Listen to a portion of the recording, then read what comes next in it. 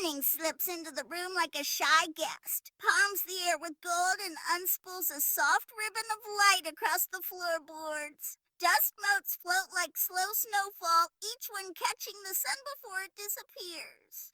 The window is small and the glass has a faint ripple to it. Oh, glass, the kind that warps the world just slightly. Beyond it, a thin street exhales the last warm breath of day. Inside, the kettle whispers, the table waits with 2 cups, and the air smells of tea leaves and something sweet in the oven taking its time. The grandmother sits where she always sits, just left of the window, wrapped in a shawl that has known many winters. Wrinkled hands calloused at the fingertips, the kind of hands that have lifted sacks and babies, kneaded dough and folded goodbye letters, mended hems and wiped away tears. Her eyes, their softness comes from far away, and their weariness from the long road it took to return. When she blinks, you can almost hear the pages of her life turning. The grandchild sits on the floor, knees bent, socks slipping off. The cushion is a faded quilt patched by many hands, and the little one's hand keeps reaching to the hem of the grandmother's shawl, testing the threads. The child's gaze is wide and full of questions, but not the kind that tremble under the weight of shame. The child has the kind of curiosity that comes from feeling safe. A grandma, the child says, "It looks like the light's playing a game." The grandmother smiles. It always plays a game at this hour. It hides where you least expect it until you think it's gone. Then it shows you it was here all along. Is that like a story? The child asks, inching closer. It is, the grandmother said, her voice has in it a rug's warmth and a river's stone. Hey, shall I tell you mine? The child nods quickly, then steadies their breath, as if you must breathe differently to hear old things without breaking them. The grandmother reaches for the child's hand. It is a small hand, warm, confident, sticky with a little syrup. The grandmother's fingers close around it with the certainty of a promise. She looks toward the window, the slow parade of shadows, the day turning to thin wine. When I was your size, as she begins, our house was smaller than this room. Cut to a sun-bleached photograph within her voice. A one-room house with a roof of patched tin and rubber, a wall that listens in winter, a yard that is mostly dust, but also a patch of stubborn green. The smell of soap from a basin. A blue enamel cup with a chip on the rim, a familiar wound that never hurts anymore. It was a good house, she says. It was honest. It did not pretend to be more than it was. What color was it? The child asked. Brown, the grandmother said. I like bread crust in the oven or the back of a book long read. Her eyes crease with the memory. I slept on a mat that rolled up by day. We rolled the day away to make room for the night, and then rolled the night away to make room for the day. What about your bed now? My bed now is soft, and I am grateful, she says, smiling.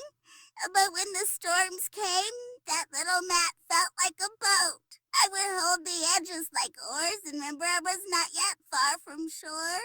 She pauses, listening for something only she can hear. Peals of laughter in a language that childhood speaks to itself. A bell on a bicycle passing the house. The slap of wet laundry on stone. Her mother's humming a tune without words fitted to the rhythm of work. And your mama? The child asks. The small voice is careful, like stepping on a bridge you want to trust. My mother's hands smelled of soap and cardamom. The grandmother says. She woke while the stars were still out, and she folded her prayers into her apron pocket so she could carry them through the day. There was never enough bread, never enough time, but there was always enough of her. Did she have wrinkles like you? The child asks it with the candor of an untouched world. She had map lines, the grandmother says, fingertips grazing her own cheek as if her skin is a geography. Maps of long days and what roads to avoid, but also maps of where to find water when the well is hidden. And your papa? The child shifts closer, knee brushing against the grandmother's shin. The light in the room changes, amber deepening into a low fire. The grandmother looks to the window but sees a river. The window glass bends water into a ribbon that loops around her words. Be my father, she whispers. I had a laugh that made your bones. Remember they were...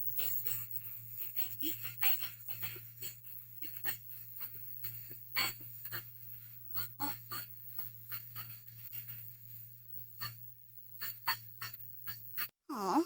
The question comes softly. The child's thumb rubs a small circle on the grandmother's knuckle as if already knowing that touch is a kind of raft.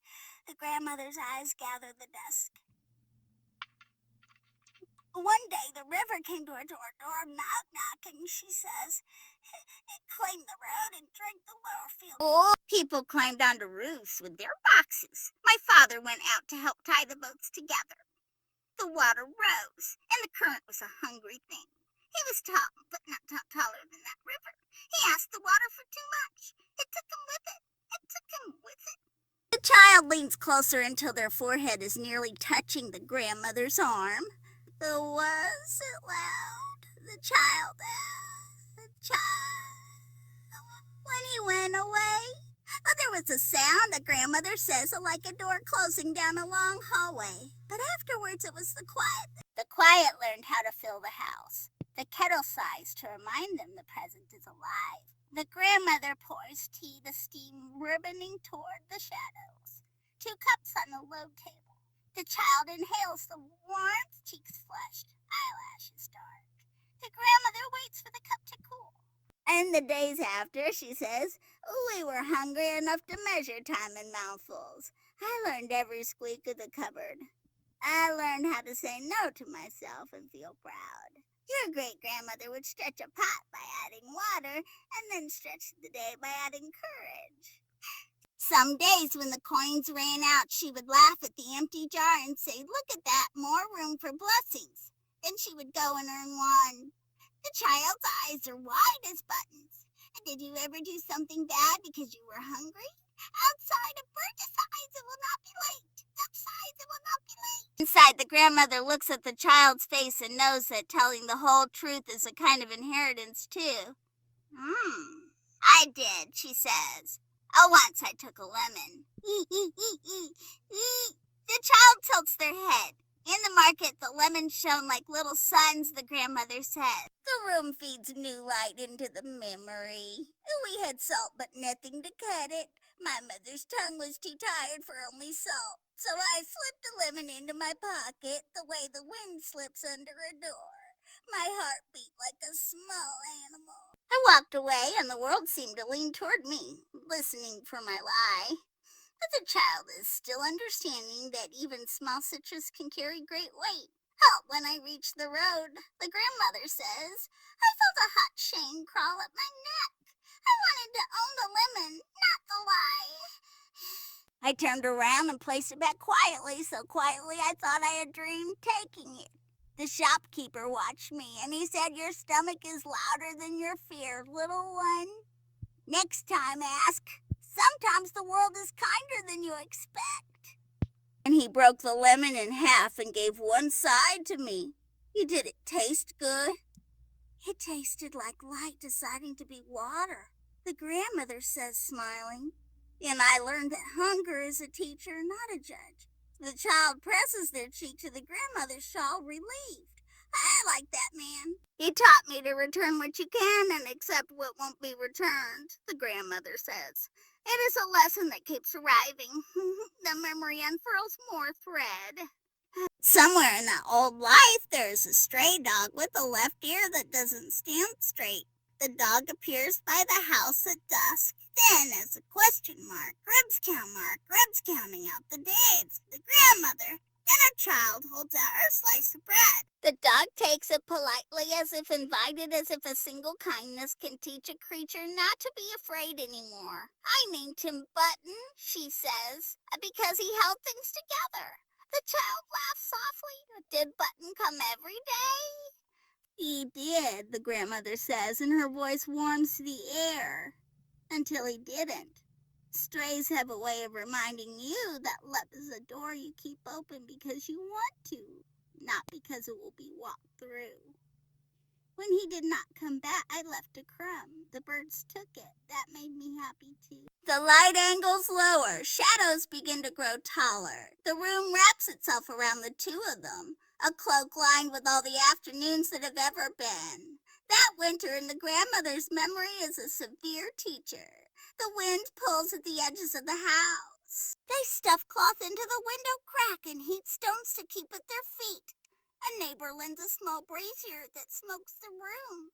There are days her mother's cough comes like a moth beating against a lamp. The child who would become this grandmother presses her ear to her mother's chest and listens for a drum.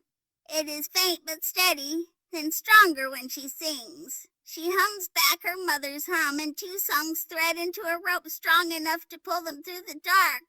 And this, the grandmother says, and this is when I learned that sound can feed you. The child nods solemnly. Oh, what song? Any song that knew the door hum, the grandmother says, is something like she hums. And it is a sound worn smooth with use, a tune that knows how to keep the body company.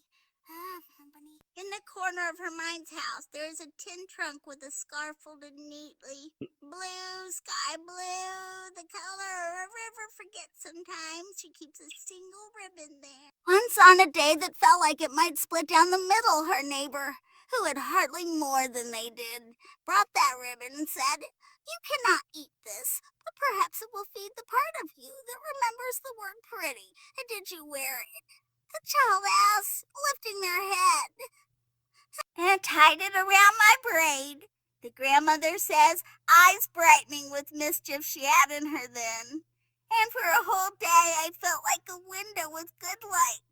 That day I understood gifts don't always fill a bowl. Sometimes they fix a window." They laughed together, and the kettle sighs again, as if relieved everything is a little lighter in this room, this hour in which sorrow sits but does not drown the tea. "Oh, what about school?" the child asks. "Did you go?" The grandmother nods. "I went," she says. But some days school was a long road and bread was a short one. On those days, I carried more bread than books. When I did go, I sat in the back and learned the way one learns to watch rain, expecting it to pass, grateful when it stays. A teacher with a braid like a rope saw my hands, how they were old for a girl. She said, "You have work behind your eyes. We can hang words there to dry." She taught me letters by writing them on my palm with her fingertip. I walked home with an alphabet pressed into my skin. The child's mouth makes a smile. And did it stay? It did, the grandmother says. I washed my hands and still the letters stayed. That day I learned some things hold you even when you think you've let them go. She takes a sip of tea. It is the right temperature now. The child holds their cup with both hands, careful not to spill. "Do you remember," the child says, "the first time you were really, really happy?" The grandmother smiles, and it is like watching an old door latch easily. "A festival day," she says. "Someone you would not expect brought us some mango." "One mango?" My mother said, "We will slice it thin so the joy goes farther." We ate it slowly, and the juice laughed down our wrists. Button came that day, and I let him lick the plate. I thought, if a fruit can hold sunlight inside it, maybe people can too. I decided I would try to be a mango when I grew up. "That's silly," the child says, delighted. "It is," the grandmother agrees. "But silliness is a rev, too." She shifts in her chair. The shawl slides off her shoulder just slightly, and the child, without prompting, lifts it back up and tucks it in as carefully as he would tuck in a secret. "What about when you were scared?" the child whispers. The scariest, the grandmother's gaze travels inward until it finds a remote blue, a place beyond words. "There was a night after the river took my father," she says, "when the roof began to leak. The bucket filled and then overflowed." She smiles soft and sad. A grief is like that too. It keeps finding a new place to drip. We ran out of buckets, so my mother put a silver pot in the middle of the room, and we sat together and watched it catch the water. The grandmother's voice thins into the exact pitch of that night. I was afraid the rain would come inside us and we would drown from our eyes. My mother took my hands and said, "We do not drown. We learn to collect." The child's grip tightens. "Did you sleep?" "I learned a way of sleeping with one ear open," the grandmother said. Listening for the sound that says you will make it to morning. Outside, a motorcycle coughs and moves on. The sliver of light on the floor is now a slender path leaving the room, the kind that asks you to follow if you're ready. What happened after? The child asks. After the river, after the lemon, after the mango? I grew, the grandmother says. I'm not taller at first, wider in the ways that matter. I learned to stretch time with patience and stretch a recipe with water and stretch a feeling until it became either forgiveness or resolve. I stitched other people's dresses by the window and counted the coins in the late afternoon. I've learned to measure kindness, not to hoard it, but to see where it came from. She looks at the child, and in that look is the whole map that brought them here, to this room, to this hour. It will take many evenings to unroll it, but tonight's piece is the river and the lemon and the mango and the dog named Button, and the way a girl learned to own what her hands did and what her heart chose did and what her heart chose. At Grandma, the child says, ask a hard one. You can always ask, the grandmother says, and that is a law in this house.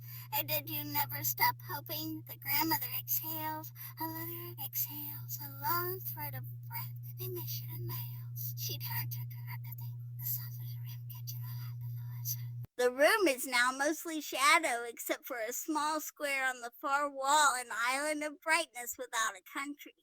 There were days, she says, when hope was a match and the wind was strong. I cupped my hands around it and could feel the burn. My skin blistered. I was angry with the wind. But I did not blow it out myself. She looks at the child. I made myself a promise when I was not much older than you. I promised I would not be the one to blow it out. The child considers this, not so little, as if memorizing a rule they will one day need. Is that the promise in the title?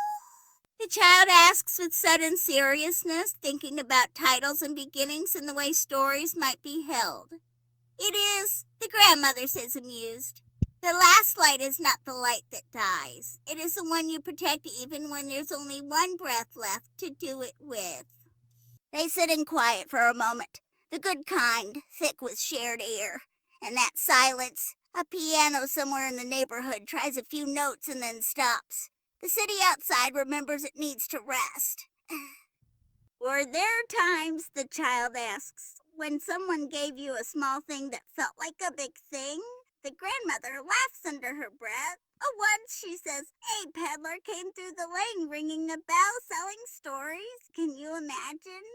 He told you a story, and at the end, if you could repeat the last line exactly as he said it, he gave you a sweet. I listened from behind our door. Then I came out and repeated his last line perfectly. He smiled, said, your ears are good, and he gave me a sweet that tasted like toasted sugar and smoke. Then he whispered another line just to me. When you are hungry, memorize a sunrise. I did. I have been memorizing them ever since. The child looks toward the window, searching for a sunrise in an evening sky. What does it look like, the one you memorized? Like a promise kept by someone you hadn't yet met. The grandmother says, like a field deciding to be gold. They sip their tea, and the grandmother's throat releases memories the way a hearth releases warmth. The child leans in and leans back, a tide of attention. There is also this, the grandmother says, her voice dipping into a pocket of humor. Yea, boy in the lane who could make a flute from a piece of pipe. He was not my love then, he was just a boy. But when he blew into that scrap of metal, it remembered it had once been song. And I thought, if a pipe can, I can. Did you fall in love with him? The child asks. Electric is only a child's interest in love can be. The grandmother's smile is far away. That is another evening's river, she says kindly. For now, we are learning how girls become boats. The child accepts the bargain. Okay, they say, but don't forget. Well, I will not forget. the grandmother says. I have carried too much to forget now. The bulb in the small lamp clicks off. Not yet lit, but ready. What did you want to be? The child asks. When you were little? I wanted to be the kind of person who leaves a place kinder than they found it. You are, the child says, immediate like breath. You're that kind. The grandmother looks at the child the way a pilgrim looks at water. But then the long road kept its promise, she says softly. Outside, the sky performs one last blue trick and then surrenders to night. Inside, the grandmother reaches for the lamp chain and stops. The child is watching her, a question on their lips. Can we keep it dark for one more minute? The child whispers. I want to see how the last light looks when it leaves. They wait together. The window holds a thin line of brightness, as if the sun is saying goodbye with just one finger. The grandmother's hand tightens on the child's, and the child, without looking, tightens back. The square of light pulls itself into a smaller and smaller square, a secret folding itself into a pocket. When it is almost gone, the grandmother says, It's like that, the last light. You hold it even as it goes. You remember it even as it moves into shade. And then she reaches up, pulls the chain, and the room lifts its own sun into being. You make your own. The child blinks in the sudden warmth. The room's colors reappear like faces at a window. The scarf's blue, the cup's chipped rim, the shawl's slow pattern, the calendar by the door with dates encircled like small lakes. And tomorrow, the grandmother says, I will tell you about the day I traded my blue ribbon for a loaf of bread and learned the difference between hunger of the body and hunger of the soul. I will tell you about a father in a factory and how I found music in its engines and fear in its silence. I will tell you about a boy with a pipe and a man with quiet hands. But tonight I am content with the river and the lemon and button and the mango. These are enough to go to sleep beside. The child yawns so suddenly they startle themselves up. But I'm not tired, the child says, and then rubs their eyes. Of course not, the grandmother says, tucking the edge of the quilt under the child's legs. Not tired at all, Grandma, yes. If the river ever comes again, can we put the lamp in the window so it knows we're home? The grandmother's face softens into something like prayer. We can, she says. We will. They sit a moment longer with the lamp and the new shadow it makes a softer one than the sun's. The grandmother watches the child's lids lower and rise, lower and rise, lower and rise. She thinks of the day she promised not to blow out her own flame and how that promise became this. A little hand in her hand, a story in a room, a light someone can carry after she is gone. By the time the child drifts, the grandmother is humming again. And the hum is a thread that ties the past to the present, the river to the cup, the lemon to the lamp. The night outside presses its ear to the window pane, listening. Inside, the small house becomes the whole world, and the whole world fits in a curve of two palms sheltering a flame. The grandmother lets the quiet grow gentle. She sets her cup down, strokes the child's hair with the back of her fingers, and looks at the lamp. The light pools in her eyes, and for a moment she is young and hungry and laughing with mango juice on her wrist. And her father is twirling her under a roof that leaks, and her mother is humming, and the shopkeeper is splitting a lemon that tastes like sky. And the dog named Button is holding the day together with his funny ear and the girl. Not yet a grandmother is cupping her hands around a match, promising herself she will not be the one to blow it out. She leans forward and kisses the child's forehead, right where the story will leave. A good night, little boat, she whispers. Tomorrow another river,